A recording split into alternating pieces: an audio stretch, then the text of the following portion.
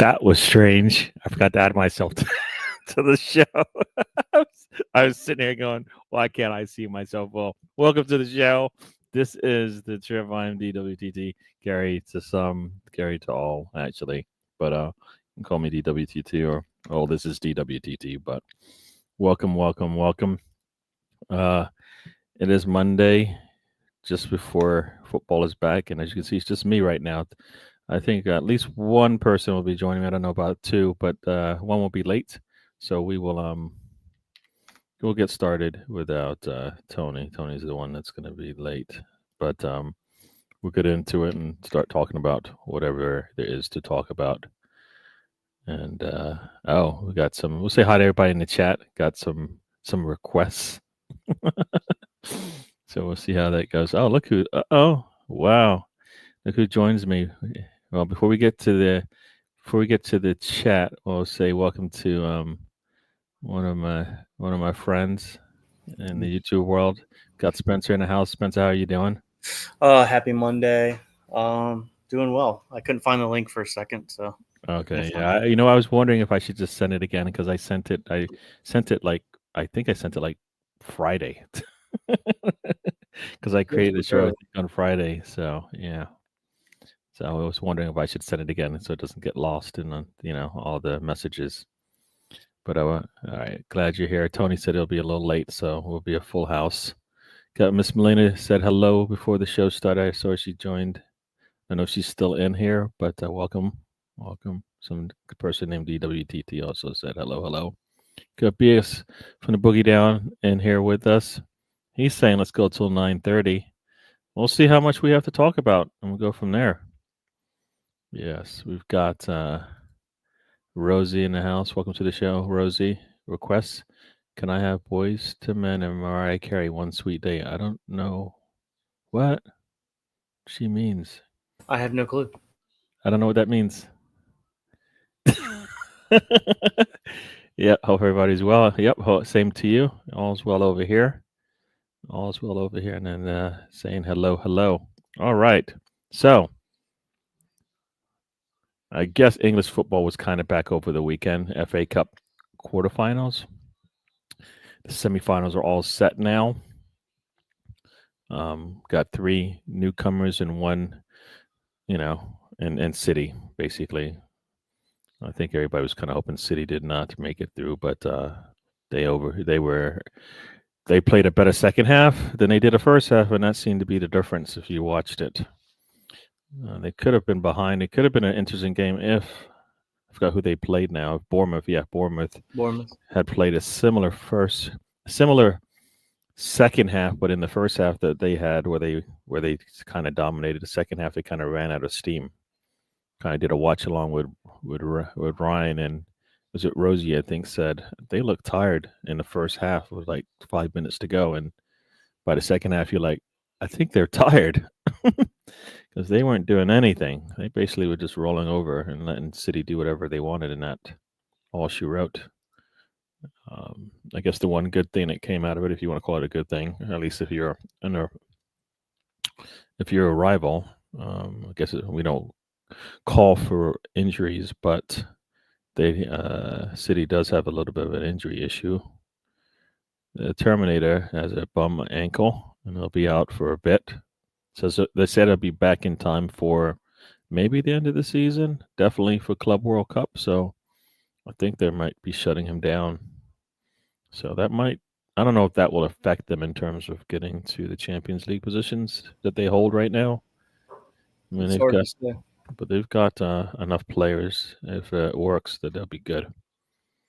All right. You said at the top of the show you had requests. I wanted to get mine in. Requests? Did I actually say that? I don't know if I said requests. Well, your requests are noted, Rosie. All right. Yes, we will make a note of it, and then if we can, we'll listen to it after the show. Yeah, there you go. Got Mr. Tom in the house. Welcome to the show, Mr. Tom. All right. Okay. I don't know what this means. Do you know what this means? All right. So this is some wrestling nonsense that All right. So me. Huh? Oh, that's it's new to me. I don't know what happened there.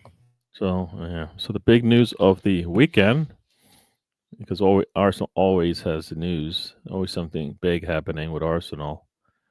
Uh, Carlos Berta is officially the sporting director for Arsenal.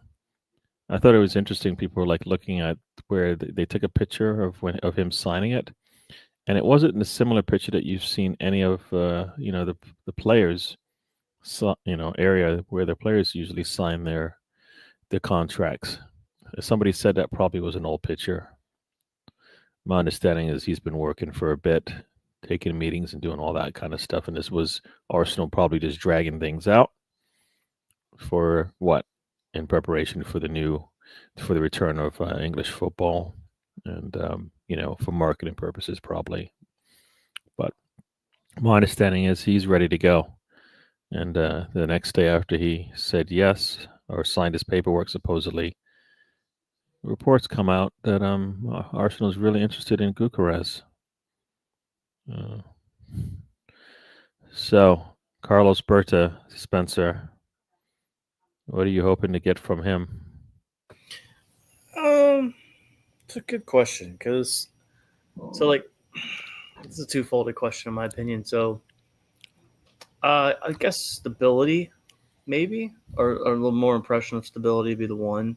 Not that I don't think there has been instability at the club, but more of a vision that maybe a little bit more experience, right? I don't think Edu was over his head. I think that's unfair. I think he did okay for for what we got out of him, but a little bit more experience in the room. Someone that might be have a little bit more relationship with agents, maybe. Um, I know there's that hasn't always worked in the past, but I think that the relationships, I think, is a big thing, right? Um, the ability to pick up the phone and call someone and you know do like a quick scouting thing. I think that's the experience factor. Whereas everybody talks about Arteta and lack of experience, but I think he can manage. I think he can do X's and O's on the pitch and everything. I don't think that's a hard part. I think he knows the game. Um, but I think the stability and the relationships and maybe a more clear vision of where the club's headed. Those would be the things I would hope to get out of it. Yeah. But yeah, I'm not too really familiar with the guy, really, to be honest with you. I'm not. Yeah, I heard some stories about him, which I'll get into. Yeah. We got somebody in the background that wants to join. I think. Do you want to join? I said he nodded his head, so I guess we will let him join. So welcome to the show. It's the one, the only Tony Hel- Turner from Hello. Oklahoma. Oh, Oklahoma. Yeah. Okay. He's got a little background noise. I Okay. don't know if he muted himself on purpose or. Okay. You're talking, but I can't hear you. I don't know if you are talking. No, he muted himself again. Okay. So, yeah. So I think when you talked about stability, I guess, yeah, that's probably not stability, but I forgot how you kind of phrased it. But yeah, no, I think experience is probably the one thing he's going to give us more than Edu because he's done it for a lot longer. So that's like almost like a player coming in and a player that is in his fifth year and a player that's in his 10th year. They're going to give you something different. All I right. think the better way to phrase it, Gary, and I just thought of this, is someone that can help sell the vision, that has the Mm. credibility behind Mm.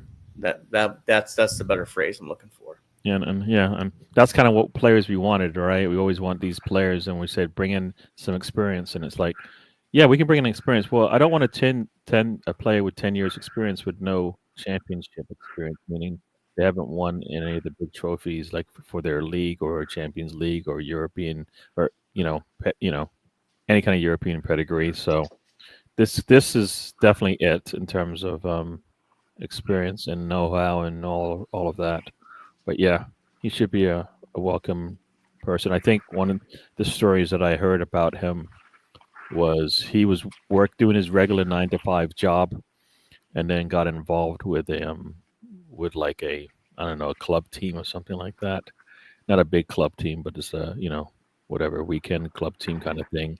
And he started doing coaching and stuff like that for the team. And then really, I think what he's doing now is something that he loves to do, as opposed to it's a job, right? Because he started doing this football stuff on the side as part of like, his weekend stuff as far as that, and then he built himself up to where he ended up getting a legitimate job working and being like the sporting director for the club, and then he's grown that into what he is now. But it all started as like, I guess a labor of love, some people might say, and it's grown into what he has now. So I think that is a totally different thing than what as far as if you kind of right now we can only compare it to Edu in terms of the Arteta era, essentially to some degree, or part. I guess it's the last part of Arteta's era that we have right now.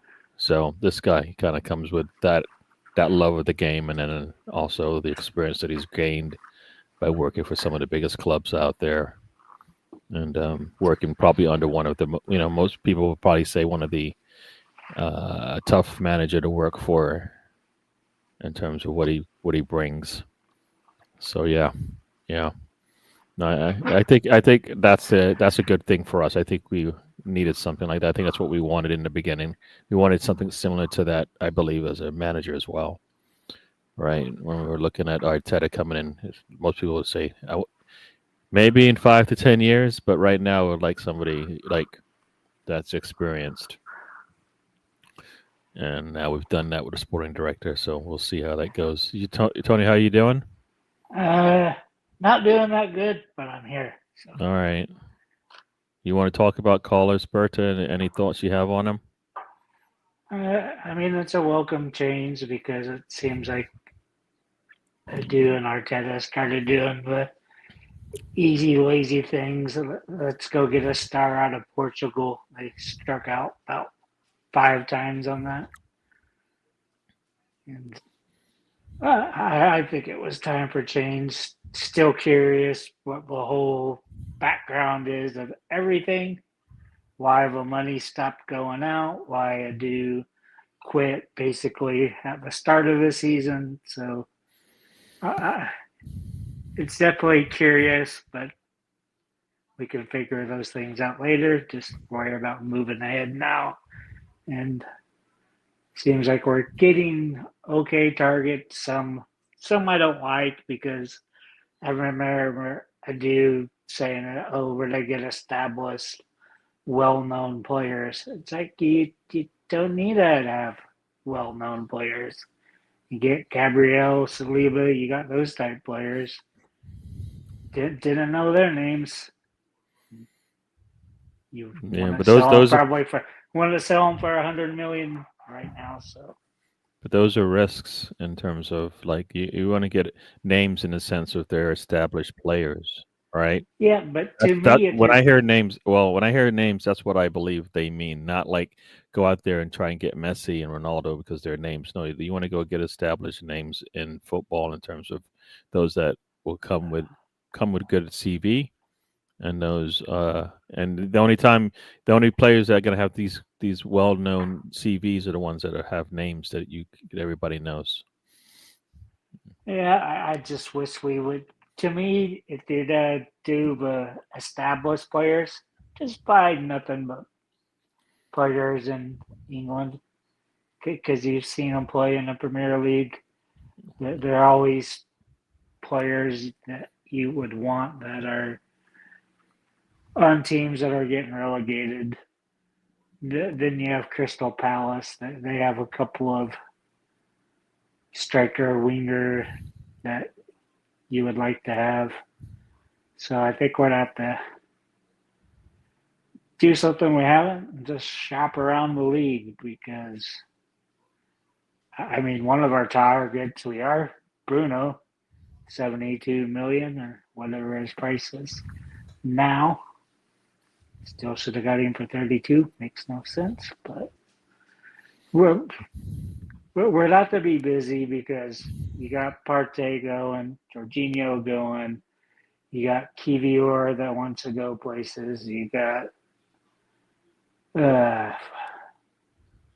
Trossard, he'll be leaving, so there'll be so many outs. It's gonna be a tough job for anybody coming in that job because you can't just fill the holes that are to be there. You already have holes that you need to fill.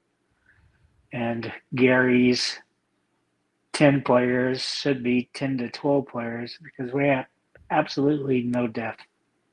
So it's nice getting somebody that can get those players. He got them for a cheap, sell them for a high. And even if that way that works out for us, go for that. But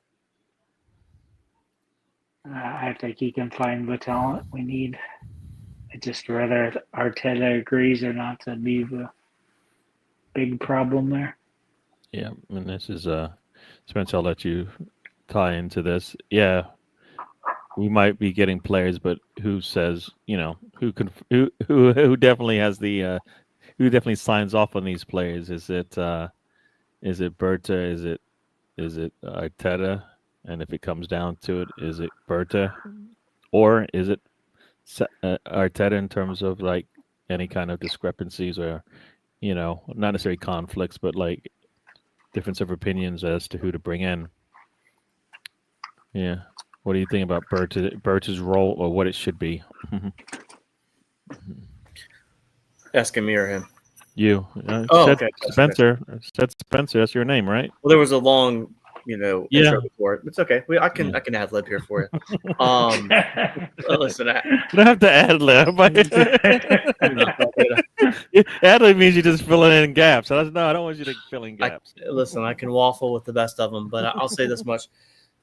It's interesting to see how that relationship's going to work. I don't know if there's really going to be this whole. I don't know if there's going to be those massive disagreements. I really don't know. I think that they're probably very like-minded. So as we were sitting here discussing, I was reading this Football London conversation about him, about some of the stuff he's missed, and he basically turned down Andrew Rabiot based on the way his mother was saying where he should play. So people he might be a little quirky at the same time. He's also missed on some stuff too. It says, $113 million for Yao Felix, Alvaro Morata for $58 million, and Diego Costa for $57 million. So he's got some misses on his CV per this article. But it's I don't know. I don't know if we'll ever really know who makes the final call. You know what I mean? Like we won't know until the book's written 10, 15 years from now. True. I think we would like to see that. Hopefully, that they're like-minded on, how they want to set a team up and what they're looking for as far as purchasing players. But it looks like he doesn't like personalities, just like Arteta's the same way, and they'll probably be on the same page for that. There was one other thing in the article that made me laugh, is he basically didn't pick Kamara up because he came over to his house and he had shorts on. And he was entertaining people. That's a little weird to turn the guy down for that. He's obviously good at Aston Villa, but the Rabiot one can make sense. You don't need a mom telling him where the son should play, But with that being said, I don't know how this is going to play out. I really don't. I'm excited for it. I want to see it. I'm interested. I know that there's comments I'll be excited for the summer. We've heard that before. But I feel like this summer is going to be a little different. I don't know. It's more to follow on this one. But I like what I see so far. I like the fact that we have a sporting director. I think it was wrong that we went that far between Edu without one. So, yeah. Yeah, it was weird that he left his job in January and only joined us basically late March. That was kind of interesting. He announced that he was gone. Maybe he needed 2-month whatever break between jobs or something. Yeah, you were talking. The things you were talking about there. I guess when you bring somebody in, you're not just bringing in that one person, right? So if you find out things like that's extra information you probably wouldn't have gotten unless you actually met the family members. And when you meet the family members, then you can only assume that some of that's going into the ears of the player as well. And then you have to deal with that later, and it comes out by the player and not necessarily by the parent, but they've got that in the back of their head, the things that the parents say. And, they talk about community and family and stuff like that at Arsenal, and that's what Arteta's talked about. So he's not just bringing in just one football player. He's usually bringing in a football player plus their family, and I think they like that kind of feeling, that kind of community. So I can see where that would work out. And yeah, if there's attitude issues, then that plays out. Also, you brought up misses. I think everybody's got misses. We all talk about City and their really well-run club, but some would say Grealish is not worth the 100 mil that they spent on him, right? I mean, and then you've got, so why would you bring in Alvarez when you sell him for as much as you did? You're like, huh, and you sell him to, to the director of football who's now at Arsenal. So you know what, we'll see how that plays out as well. So, but yeah, no, I think hits and misses are going to come. Nobody gets it perfectly right. So the trick is you want to be on the positive side of that one. So the only way you can do that, I think, is going out there and trying to get the best talents that are out there. Your talents will overcome a lot of the things that screw up. When you take risks, which we've done, I think we've taken risks on the low end and they've never panned out. And then we're stuck with players. And then we've spent a lot of money on players and they've seemed to work out more than not. All right. So I don't know. Tony, hits and misses and attitudes. Everybody missed out on Rabiot because of his mother being an agent. Because I remember originally it was like 2017, probably maybe 16 when he first talked with Wenger, and just his mom being his manager was always a bad thing for him. But you kind of have to take the hits and misses because you don't always know. Because that's one thing I liked about what Klopp did is like he would sit down and it would basically be like an interview. It's like, oh, do you fit the club? And that's what he was good at. I mean, I don't ever understand the point. Oh, he's a great player. Let's go get him. But you have to know their mindset because you've had like Arsenal. You had Alexis Sanchez, which was very bad for team chemistry.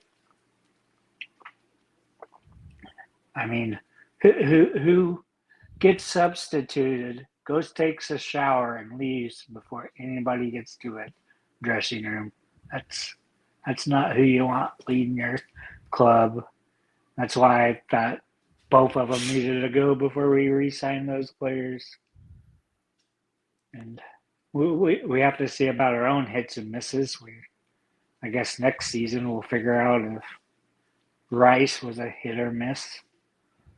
But I'm more curious if he's going to come in and go top to bottom, or is he going to go from a bottom, redoing the youth academy and getting different personnel, managing those teams and stuff like that? So it'd be kind of a interesting stuff. But I'm going to say D, all of the above. I don't think you have a choice. You can't not focus on one and not the other. They all kind of play into each other because we've seen it, right? I mean, yeah, but Miles Lewis, Skelly, and in Weary would show you that if you don't work on your academy, then you might miss out on some talents that you can bring into your club. And then and then Gabriel and Saliba will show you that if you don't bring in young talent, that you could miss there, right? And then Partey will show you that if you bring in established quality players and when they can stay healthy, then you're going to have a good number there. So I kind of feel like you don't really have a choice but to do everything. You're going to have to, you might focus 1 week on the academy during the summer and then, kind of rotate around while you're so I kind of feel like you have to do everything because it's all part of this plan, right? To create a great squad. Squad starts with the academy. It goes with the transfers. It goes everything, right? Everything. Either you're bringing players in or you're building them up. So I kind of feel like, he's going to have to do all of that. If that's what he's going to do, then yeah. I mean, I feel like we've gotten some really, we've seen and I think that we've seen where we need to have like it seems like we need to have like a rolling out opportunity for players coming out of the academies to get in so we don't lose, because those are the best deals you're going to get, right? Yeah. Best I deals mean, you're gonna it's just the education for them. And I get. mean, Yeah, some of those kids come in, they're at 6 years old and stick all the way through. And yeah, even a lot of those have been moving away because no opportunity. It's like Charlie Patino. I mean, you had all kinds of Arsenal legends say he was the best player to walk through the doors of hell in, and never really played. yeah. Maybe a few minutes in Well, he got his Europa. opportunity. He did get opportunities, right? And obviously, they looked at it and said no. And from what we've seen so far, it hasn't panned out. So maybe they got that one right.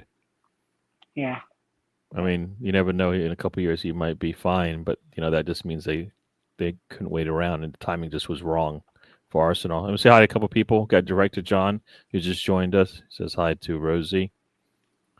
Director John, the king of everything. How are you, sir? Settled back in home? Yep, yep. He's back home. I don't. Yeah, everybody's bigging up Director John. I don't understand. What are they doing that for? What? What? Yes, it's nice being anonymous there. All right, going into what's going on. PS kind of says that the Arsenal talk bores him. It doesn't. He loves it. He loves it. Oh, yeah, this is what bores him. Talking Arteta and what's to come is depressing at this stage. Hey, you might be put out of your misery if Arteta turns it around. You might be put out of your misery if Arteta leaves. You might be put out of your misery if the players come in and answer the call. So But there's yet different ways. Huh?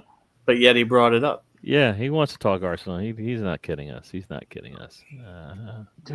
it's just to be curious if you bring in these younger players and if Arteta is like, okay, I'm going to play him. It's like Arteta almost just needs to be a coach and just worry about coaching and not other stuff. Like he originally was hired as coach, not manager. Yeah, but that's like saying he shouldn't aspire to do what what a lot of managers, coaches, want to do, which is to become a manager. So, yeah, did he get it wrong? We'll see. Got Chris Nix in the house. He says hello, welcome. Hey. So I think you want somebody who wants to do better and do more. So I don't know. I don't think that's the bad part. Whether he's ready or not is another part. But I think that's where can he take a risk with a team like Arsenal, and that's kind of that's more the issue. It's Arsenal. If it was another team and he was doing this and learning his craft, be one thing. But it's an established club, and we can't have people learning on the job. I just don't think we can. And we talk about it all the time. We look out for Nweri and say, guess what? Nweri was having was struggling, so we pulled him. You can't do that with a manager who's struggling, right? Nope. So I kind of feel like, you know what? That's what you're going to get, but that's what happens, right? When you bring in a manager and you give him all this power. It's like you're putting a player in there and saying you're just going to have to deal with it and struggle through. And then we look at it and go, this ain't working, right? So, yeah. So that's the Carlos Berta. Anything else on Carlos Berta and Arsenal? All right. Where is Mr. Tom? It's all Tom all the time. It's not all Tom all the time. And actually, who is Tom? Nobody knows. All right, Arsenal. This is it's not necessarily make or break, but it would be a good way to get prepared for the Champions League. Arsenal has 2 matches against teams they should beat. First up, Fulham, then Everton over the weekend. Both teams have had have had good results against Arsenal over the years, and Arsenal needs to, I think with our defense we should be better off. The trick is, once again, and I'll say this every time we play, how are we going to score a goal? Maybe we have an answer. Saka's been practicing. Anybody expect Saka to start tomorrow? It's already that. It's, It's already. what people are saying that he's going to start tomorrow, We'll which see. I don't like at all. I don't think he's going to, but I don't like it either. I'm with Tony on this one. Yeah, I would be okay if he didn't play all season. That's how I feel about this thing. I think there's like he has to be like fully ready to go for him to be out there. And the fact that they haven't shown any videos of him practicing, like they haven't shown any videos in general, just leads me to believe that, you know what, he isn't there yet, which is fine. But there's no rush, no reason to rush him back. And I'll say this over again, because Arteta, I think, is got a little one track mind sometimes. I feel like he's going to be more engaged in getting Saka back than actually managing this squad and getting them prepared. Because I feel like, in general, even if he was healthy, he's mentally not ready to go. Form won't be there, and all that kind of stuff. And whoever his front three is will have to know how to play and win, and get a win against Fulham. So for me, I'd rather focus on the players that are going to be available. And he have a setback, he trips and he slips on the way onto the coach or whatever it is. I guess he's not the coach because he's out of his car. Silly things have happened, and what happens then? Gets hurt in warm up. That's happened so much in Arsenal. Yeah. Just don't see how that happens. How do you pass the physical test to say, yeah, you can be on this game day squad, but you're just doing simple warm ups and you get injured? I always tell you got to practice the way you play, and if you can't practice the way you play, then you're not ready. And he needs to be practicing the way he's going to play. I've said this before. I would just treat this as a extended preseason for him. Just getting 20, 30 minutes at ends of games. Then you might give him 45 minutes at the start of the game. But I wouldn't play him more than 60 minutes in one game the rest of the season. I hear you. I'm going to say hello to BBK Sports. Welcome to the show. Good evening, gents. Hello to you. So yeah, no, the fact that we're not seeing him move around for me is just telling in itself. I don't think I need to, I don't think I need to guess how this is going to play out. I don't. Yeah. So yeah. Now we're playing Fulham. We got Bargaff in the house. What's good? He says, "Welcome to the show." But yeah, no, I hope they're not rushing him back. I'm hoping that he is like whatever that marker is, 100% ready to get back into practicing with the team. That's how this thing plays out. But I kind of feel like it seems like it's rushed. Seems like he should have been playing in some. I think I did hear or I did read that he played in a closed door or behind, I guess, a closed door game over the holiday, over the break. So he does have that under his belt. But I kind of felt like he needs a lot more. Yeah. Yep, I had this argument earlier today. Mm-hmm. Still totally disagree with the other person, but I think you have to give him, because with him, you've never heard that it's no contact training with the contact. You've never heard that part of it. But I think you have to go through those things. You have to be by yourself, get comfortable turning and all that stuff. For basically all you do is run and bike and lift weights and that type of stuff. And then you get back and you get kicked a little and see how you can handle that. But all that has to happen to me. Then you go to under 21s, get some minutes there. But you can do it in the Premier League since you do have You do have the 5 substitutions. Arteta doesn't seem to know that we have 5, but maybe somebody can tap him on the shoulder. But I think all of this is an attempt to rush him back, get him in there for the Champions League, which is going to be a mistake. Yeah.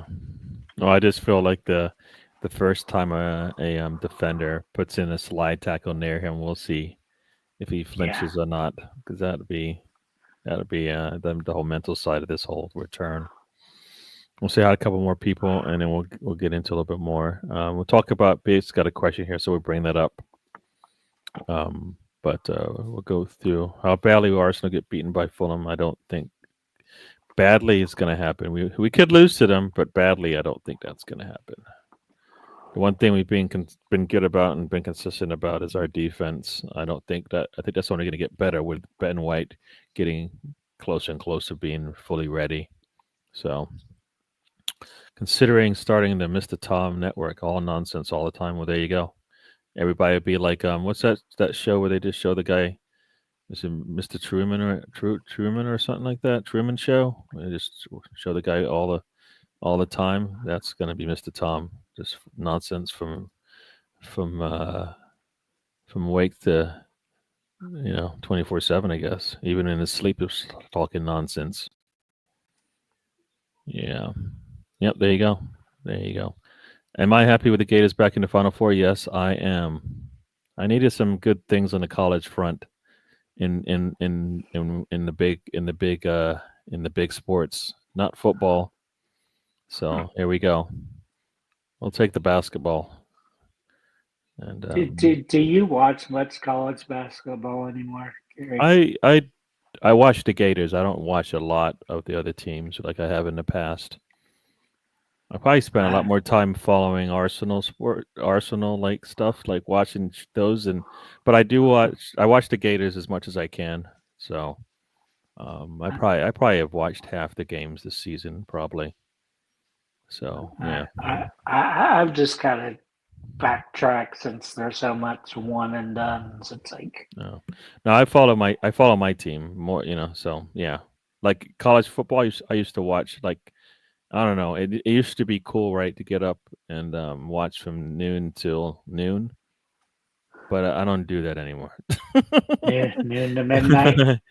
No, because that was like the best. You could just stay. If you had nothing to do all day, you could just sit there, watch your team play and then watch it, and then you would continue watching. But now, don't do that anymore. Yep, and as Big Gunner says here, we haven't taken 3 points from Fulham in 3 straight games, so we need to change that around. And like I said, I think for me, defense is key. Spencer, what do you think against Fulham? How do we get all 3 points? Look, I put the ball in the back of the net. Your name's not Spencer. You got to score at least one more goal than them to win all 3 points. Captain Obvious. Captain Obvious over here. Well, yeah, for the moment I was going to Captain Obvious. I mean, it's a home game. I don't know, man. I don't know what to expect. All right, because honestly, the only thing left to play for is the Champions League, and obviously that is not true. I was about to finish, but you still need to finish in the top 4 to maintain your Champions League position. So there's that aspect of it. Top 5. I don't like that thinking either, because now you're like, we're not like, for me, you need to be playing good football. Yeah, of course. So for me, like, and I always tell you this, we should be getting better each game. So anything that we need to improve on, we should be improving from game 1 to game 38. Well, I'll put it to you like this: you don't care what Sterling does at this point. I mean, that's kind of a ship that's sailed. Yeah. I mean, I'm looking at the options on the bench. Like I do want to see Saka play this tomorrow, but I want to see him play like 75th minute on. But again, like if we're up, it doesn't matter. Don't play him, right? Like there's levels to this, right? As you would always say. But of course, I want to see us do good tomorrow. I think I've made it well clear that I don't want anybody hurt for next season too. Well, that's different than like playing better football. Like yeah, I mean, trying to think what it's been so long since we've seen this team play, right? Maybe that's a good thing. It's just we've seen some stinkers this year, some duds, right? And it still feels like a half empty. You're going. It's like you're going to a gunfight with like half the rounds not in the not in the actual magazine. So you don't have all your full arsenal of ammo to do. There we go. That's good. That's very good. The gunners are going half gunned. Look, man. No Havertz, no no Jesus. You got Saka finally back, but you can't rely on him, right? But you've seen the emergence of people like Inweri, right, that have stepped up. So keep a clean sheet, bare minimum, and then see what you can do.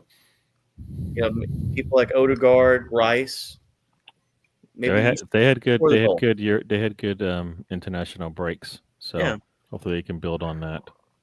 Yeah, I think that's really what you got to do at this point is. And here's another thing too to bring up into attention.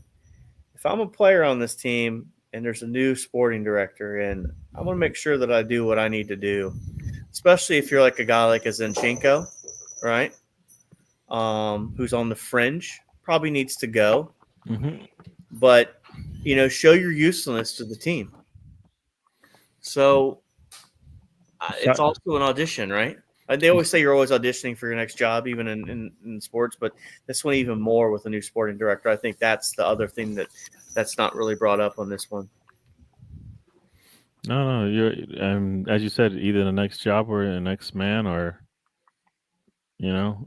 show. You've seen this, right? The team is like 0-10. It's like, What do you do now? No, you still got to play. See out this season on a good note. And that's kind of how we want to do it. See out this season on a good note. That's why the tanking thing always felt was bogus, because guys are still out there trying.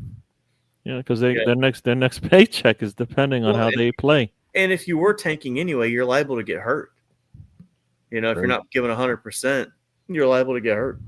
Very true. But if you watch those teams, Spencer, they'll play for like 3 quarters.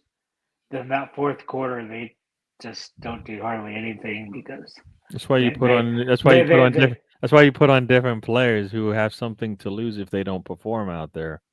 Yeah, right. If you're sitting third or fourth on a depth chart, right?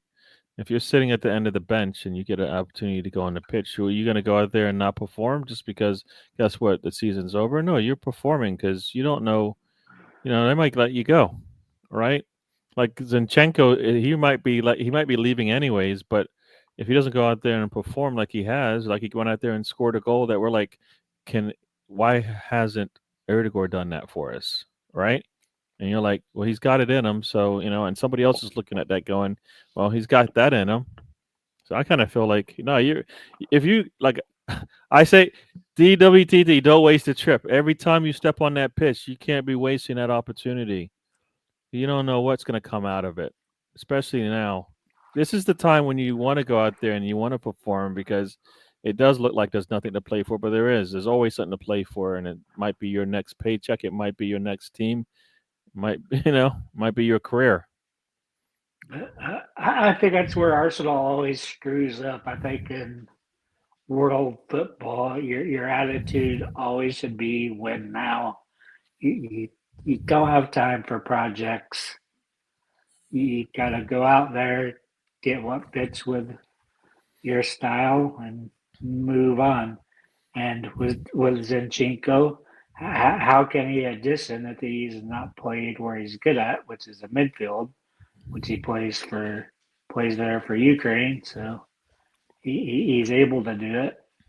The one good season that Zaka had was because basically Zinchenko was playing as a midfielder because he was cutting inside, overloading the left side, and you had Granit Xhaka getting assists and a handful of goals.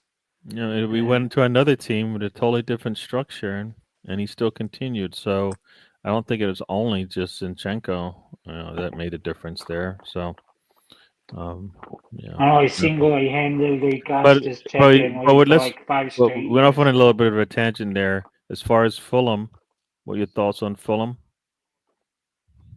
Mm, me and Spencer both basically said it. You have to score, but I would do because you don't have to worry too much about winning with your position in the league. You do have to worry. You lose Yeah, 3 games out of 4, you could be we're sitting at not. 3rd or 4th, right? Easily. Yeah, but as long as you're still in the top 5, it doesn't matter Yeah, because but that just means a trend downwards, and I don't like trend downwards. For me, trending is sometimes hard to stop. It's not that we have yeah. enough games left in the season to take a bad 4 or 5 game stretch and then turn it around sometimes. I'm ready to see what some of those names on the team sheet can do. What Besides, names? Everybody's but but played. but, What but, names on but this team sheet have you not seen? We've played there, everybody. there's academy kids that have not played that's on the seats. Yeah, Come on, I Jerry. saw Nathan Nathan whatever his name last I can't say his last name. I'll destroy it. I saw him play today in the U21s. If he's looking to get minutes in the Premier League, he didn't do a good job in the U21s. Man, we talk about he had an opportunity to take a shot and he was like, I don't want to do it. He had nobody in front of him but the goalkeeper. As a striker, he should be looking to score at all the time. But I looked at that and I went, "Ooh, that didn't look good," because he didn't have that many touches in that kind of part of the field, and it looked bad. So for me, maybe they got it right in terms of not giving him minutes. But I mean, I would have liked to have seen it, but that didn't look You, good when he got an opportunity to play. After he's been sitting on the bench for a while, gets an opportunity to play, and the last thing he's trying to do is score. I don't know. That's not good. you've seen lots of players be in scoring positions and not shoot because for whatever reasons it's taught to them by Arteta. Yeah. I would be surprised that Arteta is going. I mean, I think they're thinking too much, but that's on Arteta. But when you're sitting inside the 18, I can't imagine the one thing on your mind is who do I pass this ball to? I'd be surprised. I'd be surprised. You've seen them do it a lot, though. I know. I hate it. I hate it. I'm talking out of both sides of my mouth. I know. I mean, I'm okay with passing, but don't pass away from the goal. Pass.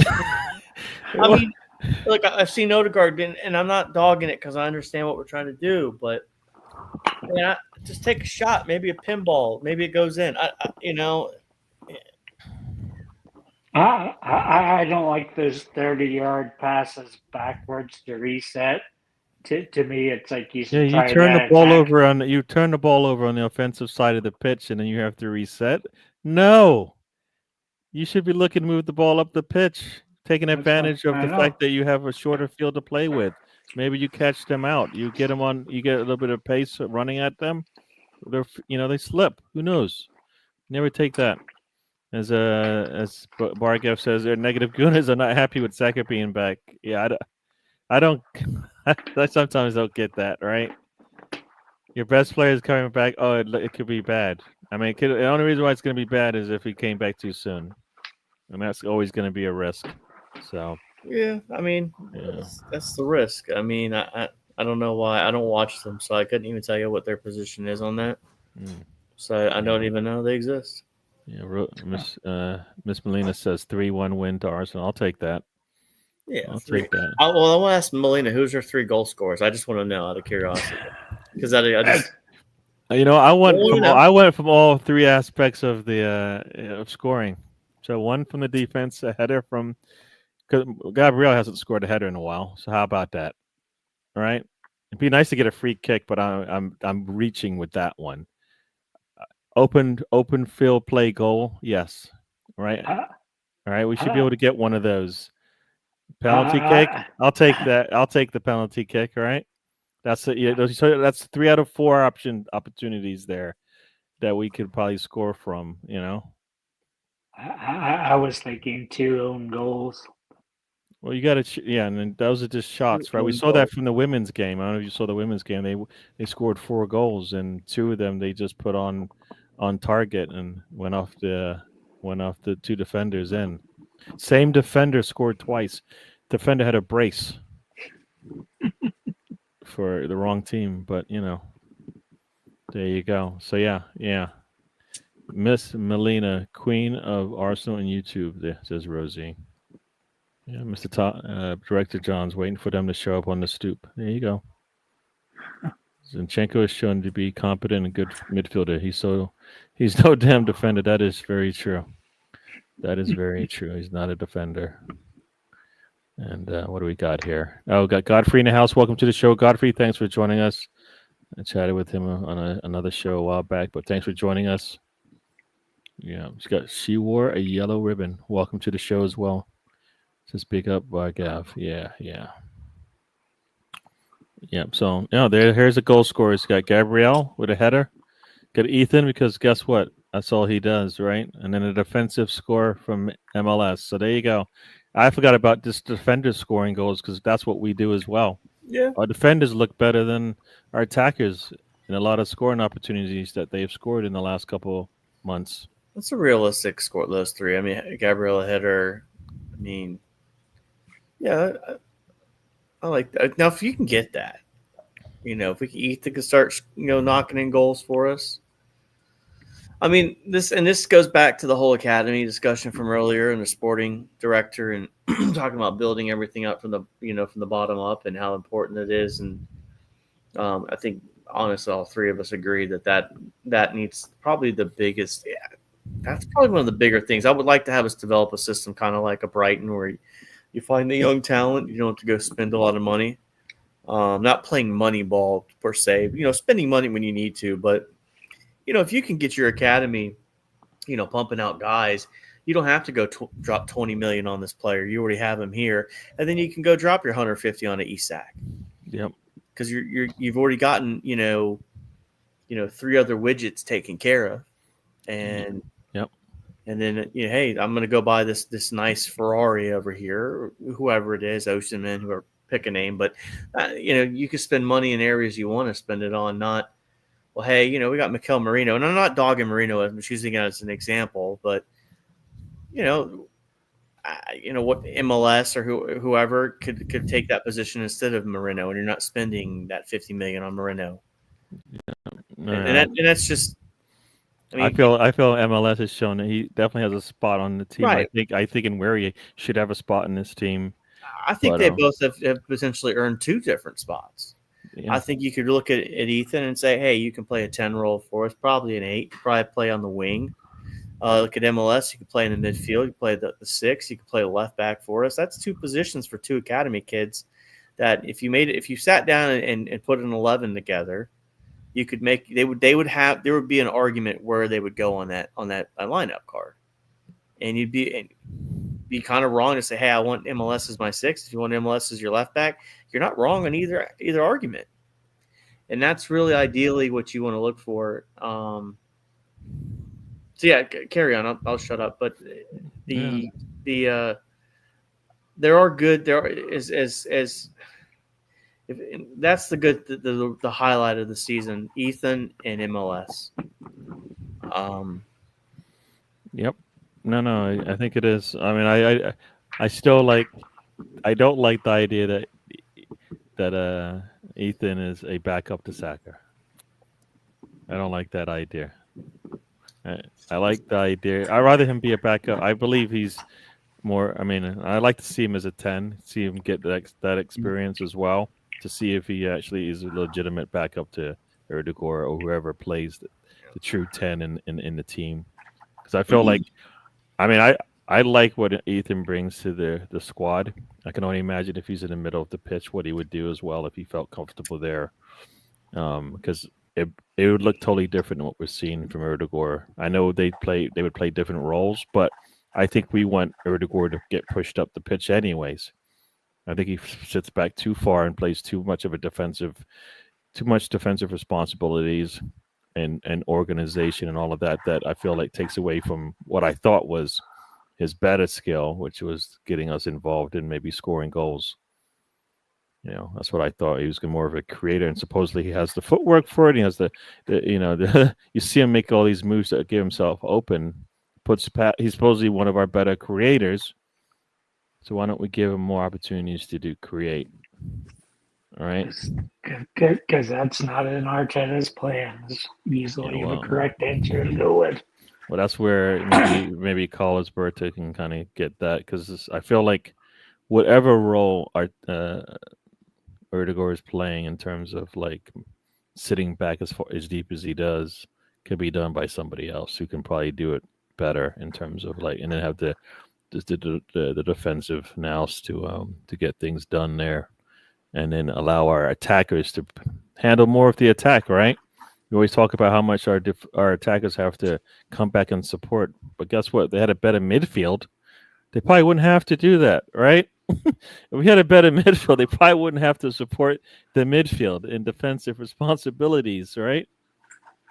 Oh, we need to go buy almost a complete midfield. Well, that's what we're gonna have to do, because we have right now one of the best wings out there if he comes back, right?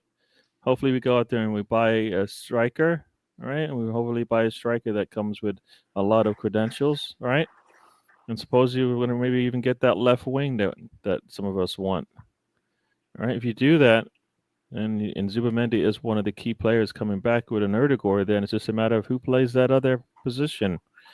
Or do you put somebody else in and push Erdegaard up the pitch? I don't know. You have answers there, and because I personally just would like us to have a legit starting 11. Like where you just look all around and all of the players are like, yes, right? Like you look at, that's kind of what I want. We still don't have that 11 where we don't have any holes, right? I don't think Havertz and either Trossard or Martinelli are the answers for what I think we need to do, right? But I thought we had a decent midfield with Rice and Partey and Erdegaard. All right. But if Rice is gone, Partey's gone, then we're gonna have to replace that. And if that's Zubamendi, perfect. Right. So but if you're doing that, Gary, then you're missing all the assists and goals for that Odegaard can give you that you see. No, I just said Erdegaard's going to play. I said if you push Erdegaard further up the pitch, that's going to give him even more opportunity. I feel like if Erdegaard's further up the pitch, he's going to get more opportunities to create, but then also maybe he'll get his offense back as well, which I believe will open up the game for him as well. If they have to worry about him scoring goals as much as creating them, that's like a double whammy for the defense. What are they going to do? Lay off of him? And when they do, he's just going to go by them. And when they give him space, he's just going to step in and let it rip, right? I mean, what better thing than that, right?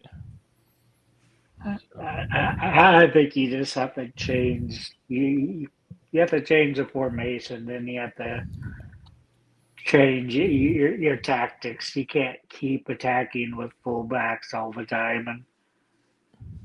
I haven't mentioned a fullback attacking yet. I felt like a lot of it should come through the middle, and then your fullbacks just sit there. That's what I was going to say earlier. It needs to be down the middle, but you don't have that. I think you maybe with Skelly, you can get that because you'll have the 6 that can go forward. You have Gabriel that can do the longer balls. But you have to be able to go through the middle. Arteta focuses so much on the flanks, and I think that's kind of why the striker gets left out and everything, because it's I don't think so, because I think our center forward gets opportunities. I just don't think we don't have a legit one. That's my thinking. I just don't think we have a legit one. And that's why it doesn't look like because if I feel like I've seen passes being made to Kai Havertz, and he can't run on them. He can't run after those balls and get him on his feet and then be able to do something with them. So I kind of felt like that's just not. I don't feel like that's part of his game. Say hi to Tiger and Guna. Just joins us from Australia morning. He probably just woke up. What is it? Is it 7:30 a.m. there, or is it 9:30? I can't remember how many hours. Is it? I think it's 13 hours, right? When I lived in Malaysia, it was like a 13-hour difference. So whatever time it was like an hour ahead. Or You do have the Australian ones that have like about half an hour. oh, that's true. Yeah. But welcome to the show, Tiger and Gunnar. So yeah, no, so Which I don't know why we don't have that in the States, because between Chicago and Oklahoma, there's a lot of land there. I'm right next to Colorado, so okay, closer to mountain than I am. Same as Malaysia. Okay, yeah. You know what it was? I was there. I was in Malaysia, I guess in the summertime. So that maybe that's when it was 13 hours. I don't remember. I thought it was 13 hours, but yeah, definitely. He's in Perth, Western Australia. So there you go. Cool. I spent about 6 months in Malaysia. So cool. And Mr. Tom says it's 1:32 wherever he is, and you know what? I don't think anybody really cares. Anybody care where Mr. Tom is? Nope. All right, so there you go. See, we don't care. Cared enough, you made a moderator.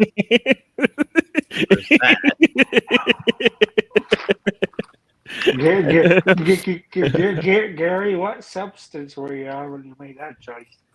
You know what? The fact that I keep talking to Mr. Tom, I'm on the worst substance at all. I just can't kick it. Just kidding. No, Malaysia was cool. Malaysia's kind of cool in a sense that it just had everything that you can do. I mean, it had you go climb up a volcano, lots of beachfront living you can do, all that stuff. So yeah. And I guess you call it. I don't know what that is. Is that something that you do on the weekends, Mr. Tom? I don't know. But yeah. Yep, I definitely enjoyed the Malaysian food, eating off the banana leaf. Very nice. The one thing about Malaysia, which was kind of cool, is they had since you can have your national foods, your Malaysian foods, but then they have an Indian and a Chinese kind of makeup as well, so you can get the best of all worlds essentially there. So that was kind of cool. So yeah, that earthquake. Yeah, it was an earthquake. So they were earthquake. Wow, feisty Gary. This Gary is new. And this is the same Gary, especially when it comes to Mr. Tom and Tony. So, all right. So we just talked about the Fulham match. Anything else?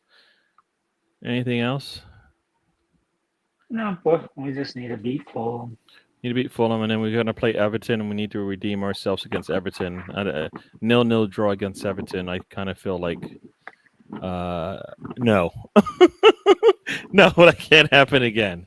We know how they're going to play. Tony knows how they're going to play, and I don't know who's going to give him the answers, but he needs to find answers, and maybe he should bring in an assistant that maybe can help him with low blocks, because whatever he's got now, they're not helping him because he's doing the same thing, and we're having the same problems. Team now, so it might not be a low block when we go on there. You say it again? It's a David Moyes run team now. It may not be the same low block we see normally. Maybe. But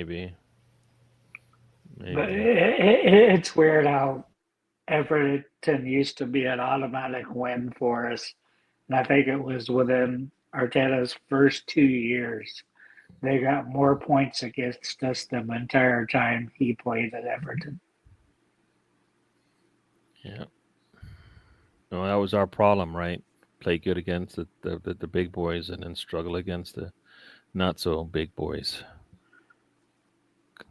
Because you don't have, I think, because his repertoire of managing and coaching a team just isn't there yet. Right? Nope. Don't think it ever will be. At this point. Yeah. I don't know. What is it? Did I ignore? I didn't ignore people. Did I ignore anybody? I don't think I ignored anybody. I don't think so. Yeah. Chris Nick said he went to the O2 Arena today, or around there anyways. Not for the wrestling. I guess the wrestling was in O2 Arena. Is that what's going on? that what you Yeah, were doing today? Yeah, that's what I was doing today. Oh. So I guess Mr. Tom got some new merch, new wrestling merch. Yeah. Did you get any new dolls, or they call them action figures? I guess. Action figures, Gary. Yeah, I don't. I call them dolls. I think They're they're dolls. dolls. I think got some new dolls, new wrestling dolls. Did you do their hair up? Did you get the ones with the hairstyle and the yeah? Just kidding, Mr. Tom. The crystal. It's weird Tom never goes to the wrestling night. It's probably a lot more fun to watch it from the. You miss all the stuff that they're. You probably miss a lot of stuff when you get the. Yeah, video, but you can watch it. but he can go on Netflix and watch what he missed. True. I guess you're gonna watch it again, right? Crystal Palace game is off now. What is that? I don't know. What does it mean by that? This means we're gonna switch times. Oh, because Crystal Palace is in the FA Cup semis. That moves the time. So, okay, so it probably means a midweek game. All right. Well, you know what? They've done their thing, so they actually have looked good. They've looked good all season. They just don't have. They don't have the squad. So That's Rosie always the answered the case with question him. as who cares what Mr. Tom thinks. Oh, yeah, it was about you, Mr. Tom. So I guess I did ignore it. Sorry. Gary ignored one. Yeah, I ignored anything about Mr. Tom. Sorry, people. Yeah. Palace did. They just. That's the thing going into this Fulham match as well. Is Fulham gonna want to respond from the way they played? They didn't look good at all. I don't know if any of you guys saw it. They looked bad. Bad. They brought on. I mean, they waited a little too long to bring on ESR and Jimenez, I think, is on their squad. They waited a little long to bring in some reinforcements for sure. Like, it wasn't working. It's one of those things like Arteta, right? First 45 minutes, you're like, none of this is working. Can you sub at half? Nope. 60 minutes? Nope. 70 minutes? All right, we'll start getting these guys ready. And it's kind of like, game's pretty much over by then. Or as soon as he brought the subs in, they scored the third goal. So there you go. That's right. Traore was one of the players they brought on with ESR. Yeah. Calafiori's the only player that Arteta will sub at halftime or shortly after halftime. Oh, man. Because he sucks at defense. Oh. So, Tiger and Guna, I guess that means you were traveling out for the Palace match, huh? And now it's not on. Ooh. So what happens then? I mean, oh man, so let's just say, for example, he got it through the club. Would they refund him his money if he couldn't make it? I don't know. I just have questions. Yeah, I don't know how that works. That kind of sucks. Hopefully, you're going for longer than a week. You can maybe. Wow, that sucks. At least paid part of the correct on or suck something. or correct on that they'll refund the money. Either maybe, way, yeah, it probably sucks. And maybe if they did give his money, it still sucks. Especially if you're making that trip. Yeah, I don't know what this means. What trainers and Levi's jeans with my student ID discount, which I definitely did not fake. All right, your student ID. I think Chris Nix is a little older than the student. Don't you guys think? Yep. Maybe he looks younger. All right. Yeah, no, all right. So hopefully you get to see the Bournemouth match, or you can go see that. That'll be cool. At least he doesn't have my problem, being my age and missing part of your leg. What is that? What is it? What's that? What? I always get. We're in the military. You get military discount, especially at Lowe's. Oh, nope. Leave me alone. Oh man, yeah. I was gonna look at what is it?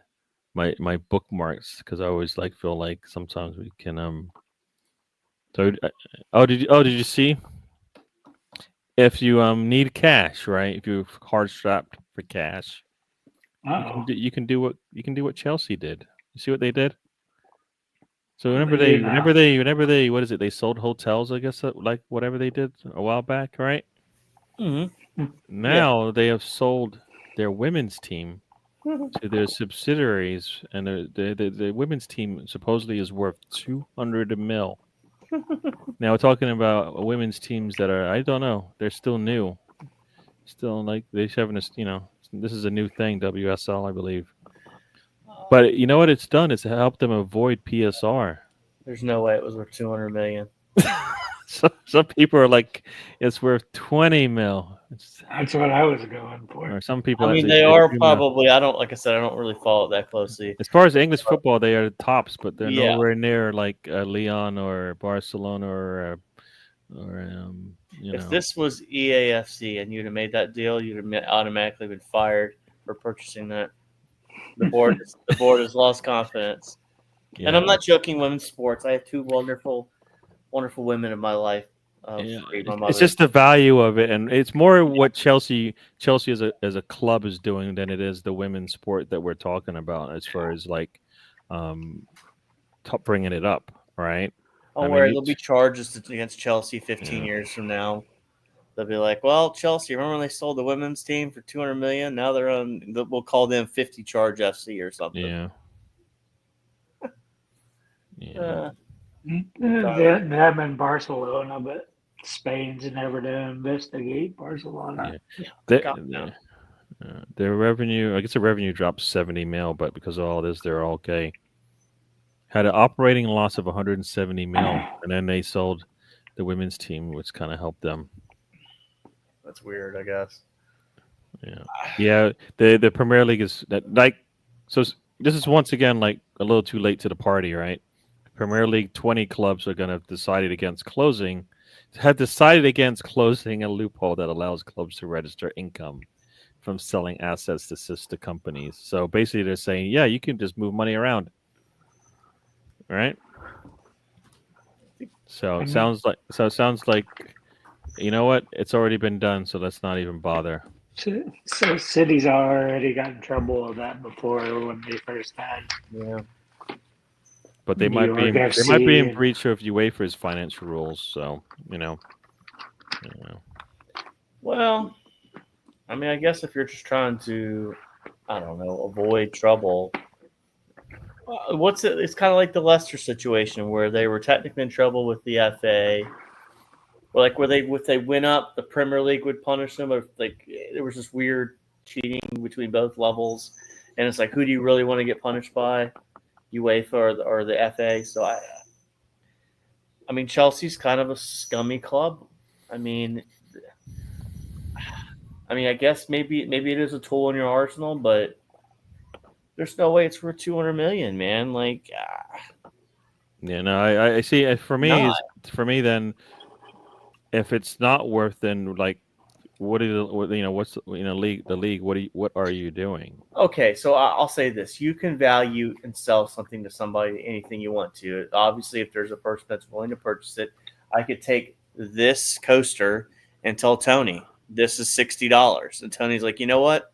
I like it. I'll give you 50 for it. When we all know it's probably worth 7, maybe, right? Instead of 4. We can always do that deal.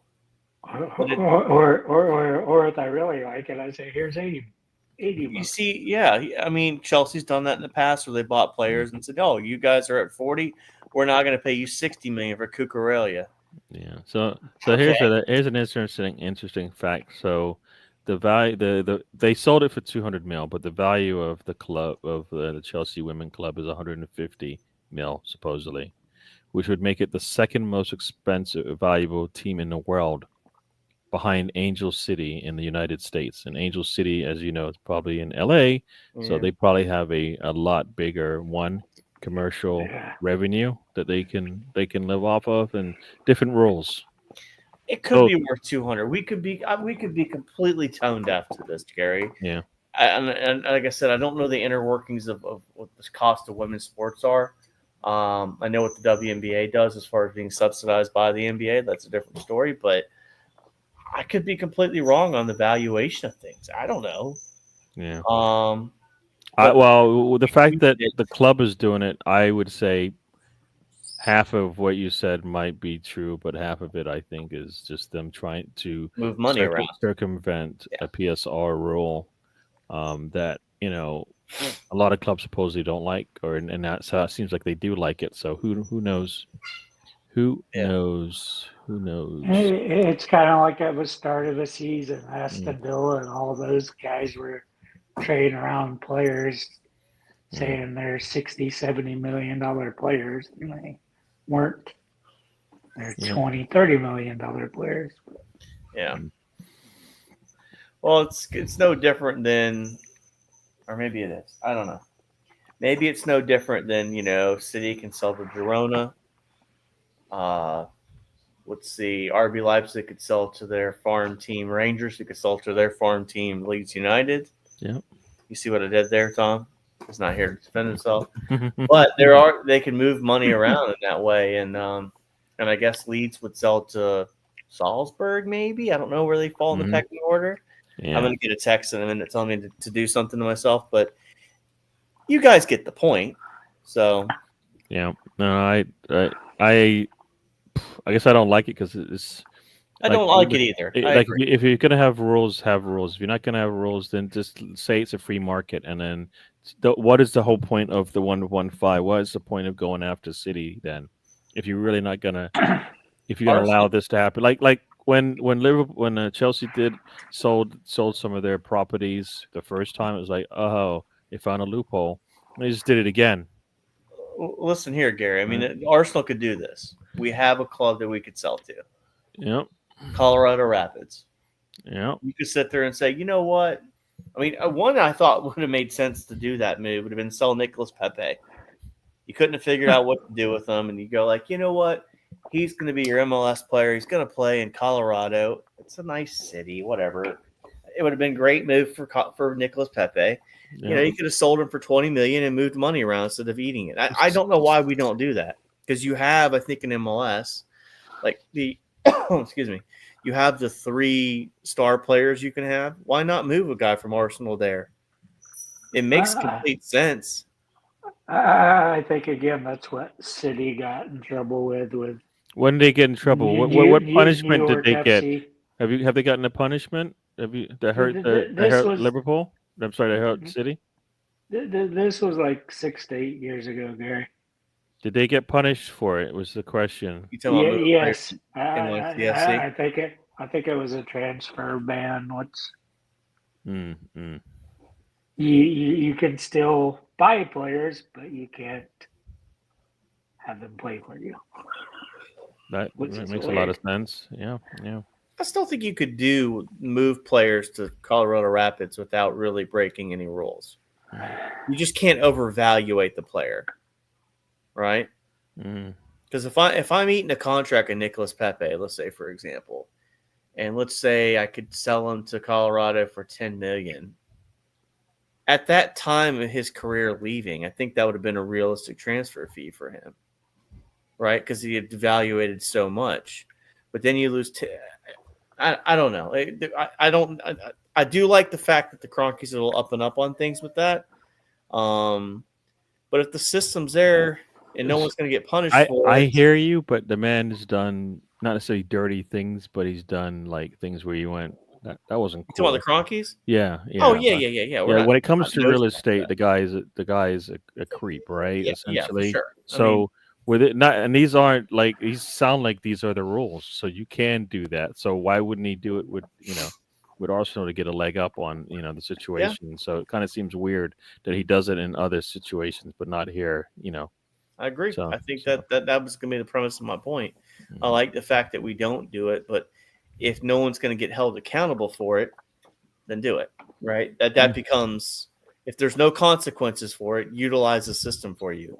It's the same thing with Chelsea selling the team. Like, if no one's going to hold them accountable for it, why not do it? Yeah, and for me, it's not, it's cheating. It's what it is. No, it's my cheating. Phone went off. No, but it's cheating. It's cheating because the whole premise was you cannot like create your own like revenue stream, and basically they just did twice, right? But You can't just say like the whole point was you can't just start a business in the middle of Dude, nowhere with no revenue, and the next thing you know, the thing's worth 100 mil, and they're sponsoring you, and all of a sudden you have an instant flow of money coming in from this company that has no revenue stream, and it's all right because it's one thing you're forgetting, Gary, the British government chose Chelsea's owner.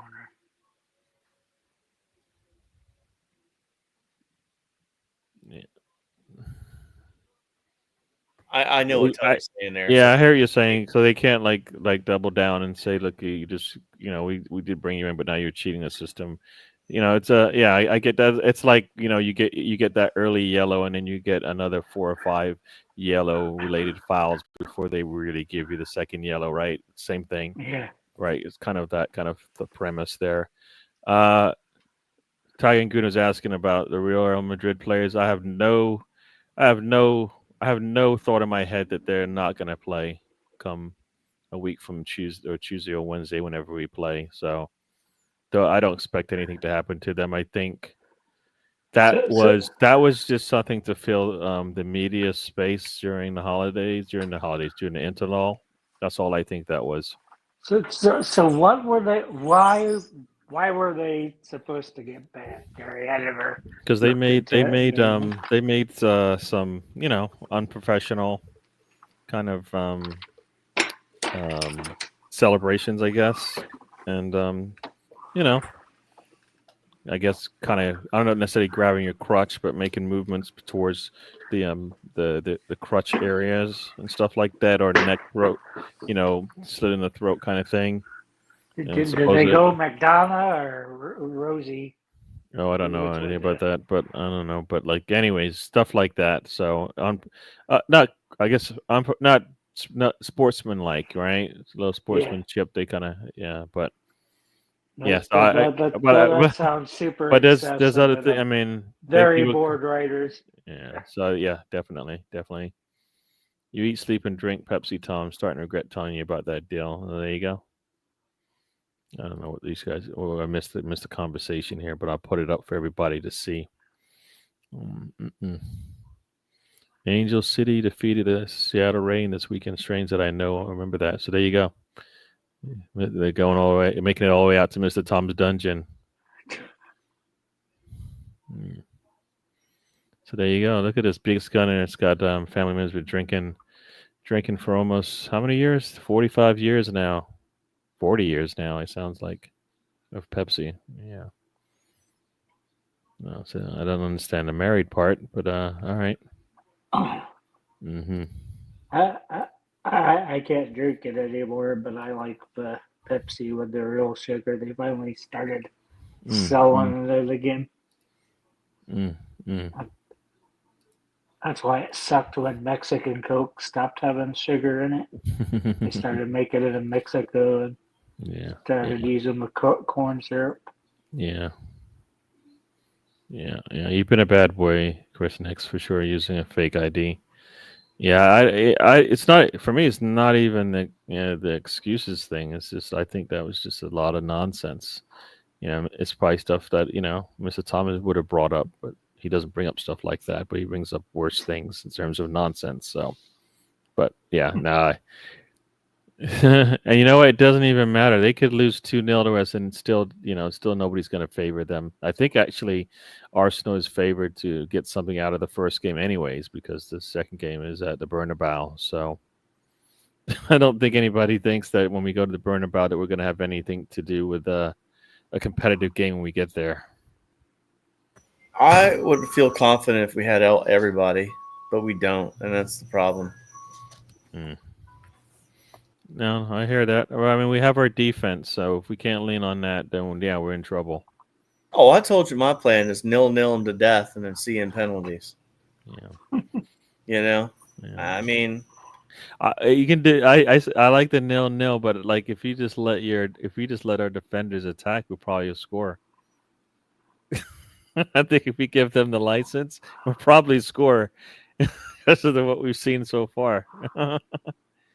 So there you go. I think how in the world are we scoring goals with our defenders the way we are, as it is, right? And I don't mean Moreno. I mean It's MLS, and I mean I guess Calafia. He might make it back for the second Calafiore match. can shoot pretty well. I mean, he's got He some can't balls. defend though. Yeah, that is true. But you know what? I don't know. Maybe they found a spot for him. You know what? He's supposed to Yeah, be. the bench. That's why he Well, keeps going off at halftime. maybe he's a better. I don't know, wing back or whatever. Spencer like that quick reaction. Yeah. I just like how you've written him off. It's just like ban him to Siberia. Yeah. No dinner, no cookies, nothing. Until they I think if he comes in as a center back and they don't play him there at all. So I kind of feel like you just done a disservice to your whole recruiting and talent ID, right? To not even give him like a chance to play there. And Kyrior doesn't want to be here, and you don't want him either. So, I don't know, kind of, hurting. It's hard to want to be somewhere that doesn't play you, Gary. Yeah, exactly. Yeah, it'd be nice if they play like PSV. I don't. The problem is that Real Madrid's defense is not that good, not compared to what it's been in the past. I mean, that's why people, and that's why they may be looking at Saliba. All right. Besides Rudiger, and Rudiger might be getting old or not, but the defense is just not as solid as it's been in the past. So they are leaking. They have lots of young talent though. So. Well, not in the defense that we've seen so far. So, but here it's almost 90 minutes. We're gonna probably get out of here. Arsenal does play tomorrow. Fulham. I'm expecting a win. I hope we win. We've got a team that can win. Why not go and get the win? Saka might be back. I hope he doesn't start, just because I think that would be that'd be really a rush. But Tony, tell the people where to go. That's when you wish you could just teleport somewhere and just pull him off the pitch. And you can catch me on Thursdays with Russ, Mr. Morgan, cousin Russ, as he refers to himself now. Mm-hmm. That's at 10 p.m. UK time. You can figure out the rest of the times. But there you go. Just, anything else you want to say to people? Just take care. There you go. Spencer, what would you like to say? Well, thank you for coming by on a Monday, and we'll see you guys next week. Like I said, football's back, so you got the game tomorrow, of course, and then the early kick on Saturday. I won't be around Saturday, unfortunately, Gary, but I'll be by in the chat, so I got to work again. Right. That's fun. But other than that, it's it's 7:30. I just saw that. Oh man, so oof. Early kick, man. That is get that early. That is. But yeah, no. Yeah. Other than that, thanks for swinging by. We'll see you guys on the next one. Yep. Everybody, thank you again. As we've all said, thanks for joining us. We will definitely do this again. We're talking about 2 football matches, hopefully 2 wins. Every time we get a win, I think that gets us closer and closer to as securing a Champions League spot, which isn't really the goal, but we'll take it as a byproduct of playing good football, and see how this Saliba experiment works. Hopefully we're not crying when it comes to next Monday's match. We're like, well, will he be making it back, and who's going to be our left wing, going forward? So we shall see how that plays out. But thank you again for joining us. If you haven't already, hit the like and subscribe. If you want to share this show, please do. And we will chat with you later. And Rosie's putting in the chat all of our brother and sister channels. Thanks for joining. Yeah, Thank you, Tiger and Gunnar, for joining us. Yes, yes. Everybody take care. That's right. Everybody take care. We will see you on the next one. And I'm going to say we are out.